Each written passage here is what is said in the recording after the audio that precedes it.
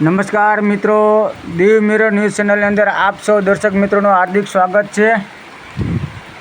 હાલ અત્યારે આપ જોઈ રહ્યા છો ગીર સોમનાથ જિલ્લાના ઉના તાલુકાના લાઈવ દ્રશ્યો। આજે સવારથી જ અનરાધાર મેઘરાજાએ બેટિંગ શરૂ કરી છે। ખેડૂતો લાંબા સમયથી આતુરતાથી રાહ જોઈ રહ્યા હતા વરસાદની। ખેડૂતોમાં ખુશીનો માહોલ જોવા મળ્યો છે। લાંબા સમયથી વરસાદની રાહ જોતા ખેડૂતોએ આજે પોતાના ખેતરોની અંદર વાવેલા ઊભા પાકની અંદર પણ ખૂબ જ શાંતિનો માહોલ જોવા મળ્યો છે। હાલ અત્યારે આપ જોઈ રહ્યા છો ઉના શહેરના લાઈવ દ્રશ્યો। આજે સવારથી જ ખૂબ વરસાદ વરસી રહ્યો છે।